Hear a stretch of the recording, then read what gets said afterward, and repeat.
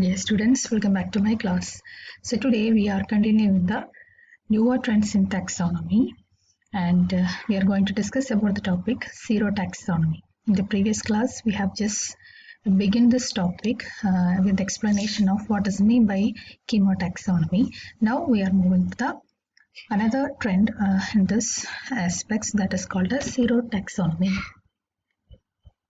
So what is meant by serotaxonomy? You may be knowing that what is meant by serum, right? Serotaxonomy is nothing but it refers to the classification of organisms or living world on the basis of serological studies. So what is meant by serology? Serology is nothing but the study of antigen-antibody interactions are called serology. We know that the antigen-antibody reactions are somewhat similar to that of enzyme substrate reactions. What is the peculiarity of this reaction? Yes, they are specific in nature. Specific substrates are able to bind with the catalytic sites of specific enzymes. Just like that, only specific antigens are able to bind with the predetermined or preformed antibody. So the specificity is generally used for classifying different kinds of organisms called serotaxonomy. In the most sense, we can say that we are applying or that this is the application of the serology for resolving taxonomic problems.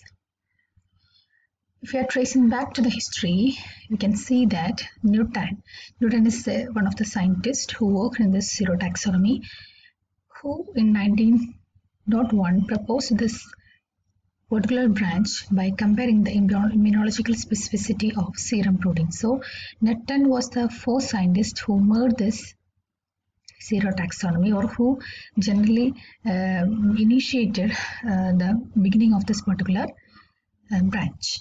Then later comes Dunbar. Dunbar is another scientist who came just after Newton, and in 1910 he showed that the theta proteins, which is generally found from the pollen.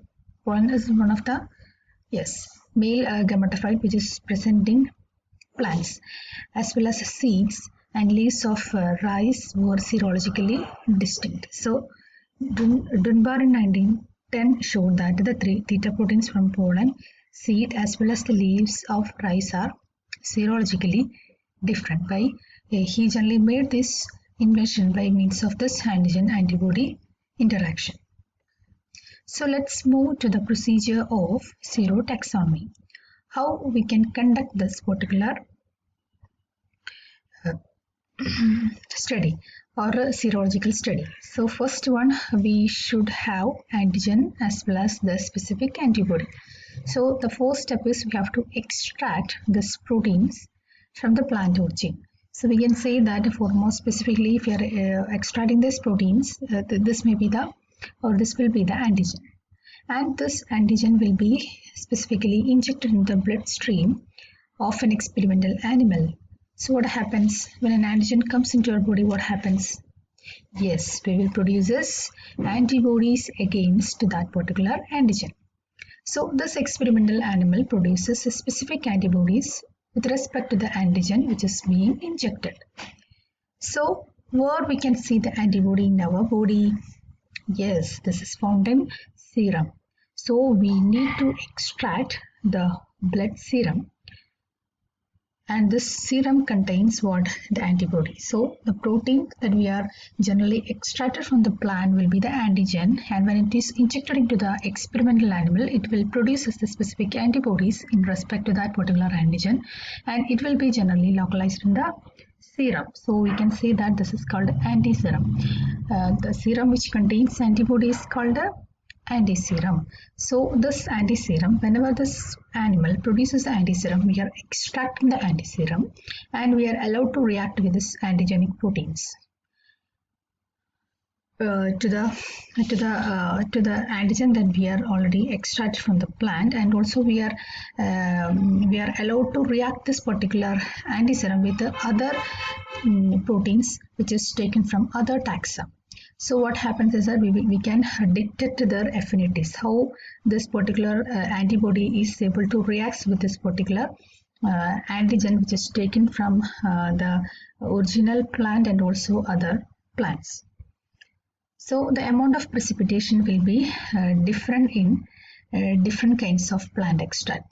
So this particular this precipitation band is generally taken for comparing this affinities or similarities. For more clearly, I will cite you with an example. For example, if we want to compare the closeness of five different taxa: taxon A, taxon B, taxon C, taxon D, and taxon E. So what actually we first doing is that we are generally extracting the protein from the taxon A, and then the next step is we are injecting this particular protein from the taxon A into an experimental animal. So what happens? The experimental animal produces antibodies. So where it is localized, it is found in the antiserum. So we are extracting the antibodies from the antiserum. Then this antiserum is allowed to react with the original protein extract. Where we collected that original protein, yes, it is from the taxon A. So what happens is that this antiserum or this antibody will react with the antigen which is present in the original extract, that is the taxon A. So what happens is that there will occur the antigen antibody reactions and coagulation will take place. Then we are allowed to react the same antiserum into the rest of the taxon, like taxon B, taxon C, taxon D, and taxon E. So if there is any kind of similarities, there will occur the coagulation. Okay, if this antibody which is specific to the taxon A is very much similar to that of B, there occurs the coagulation. If it is dissimilar, there will be no coagulation. Okay, so the degree of this coagulation will be different in different kinds of this taxa. It will be different in B, C, D, and E. So by means of this degree of precipitation, we can detect the closeness of the taxa. So this is a procedure that we generally employed in serotaxonomy. Clear? I hope you understood. Then what's the importance of this serotaxonomy? I have already told you that this is one of the newer trends in taxonomy. So it expresses the similarities as well as dissimilarities among different taxa that we have just seen in the procedure step itself, and we can determine the degree of similarities between species, genera, families, etc. These are the categories of the taxonomy categories. So we can determine this degree of similarities between species level, genus level, as well as family level. Then it helps to compare non-morphological characteristics. In the case of newer trends in taxonomy, we are generally employed non-morphological or superficial or external morphological characters.